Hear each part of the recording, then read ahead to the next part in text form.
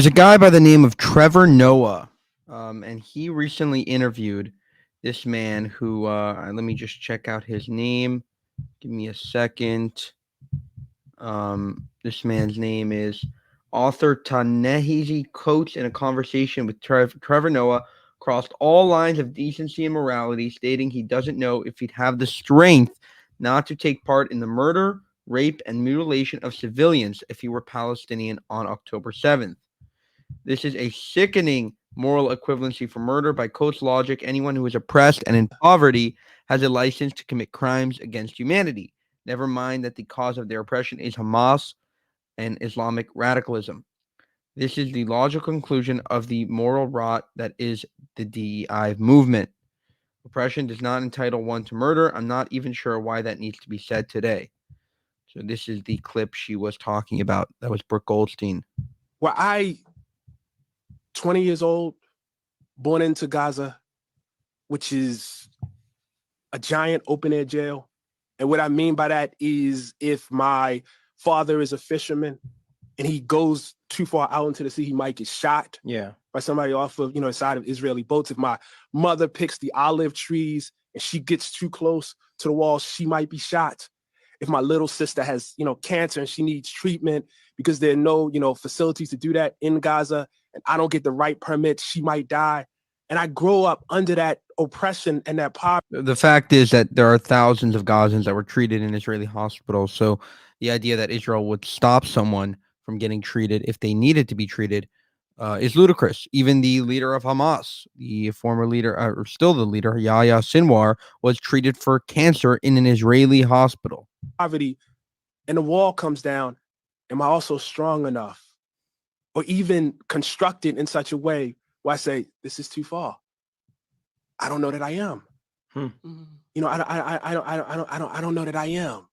So there are two problems with that argument. A, they're not being oppressed at the level that he's trying to state that they're being oppressed. They are being oppressed by Hamas. They are being oppressed by their Islamic ideology that they grow up with, but they're not being, oppressed by Israel the way he's saying it.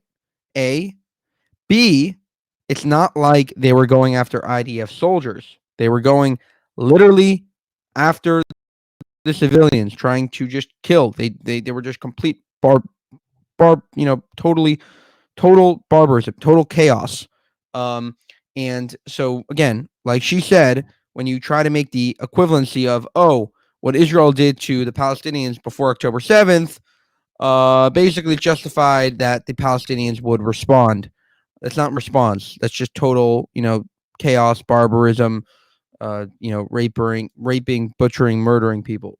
Just the idea of rape. That's not resistance, And then there was one other clip where Trevor Noah says something similar. He says, towards the end, he talks about how the people who fought against the British could have been labeled as terrorists, just like Hamas. America's history and America's journey, then it's like, those people who fought against the British, they were terrorists. Right. You know what I mean? You can call it like, the Boston Tea Party. That's terrorism. Yeah. If you remove the context, everything has no context. And that's an incredibly stupid argument because basically what happened was the British were, levying high taxes on the civilians, and they decided to essentially fight for their independence. And that was a war, and that was a war of independence. And with regard to, they weren't going over to British soldiers and raping them. They weren't going over to British civilians. It literally has nothing to do with each other. This was a war fought away from British civilization in America versus Hamas terrorists going over the border and butchering 1,200 Israelis. This moral equivalency is insane, and people like to make things simple, like, compare it to the IRA with Britain and Ireland, but none of this makes sense. Again, the idea that it's resistance to essentially go into a sovereign nation and murder civilians is insane. It's not what a normal person would view October 7th as.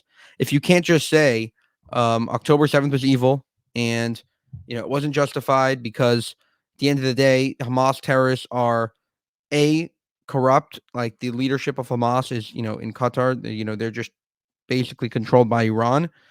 And B, the horrific acts that they committed are not consistent with trying to sort of break out of jail.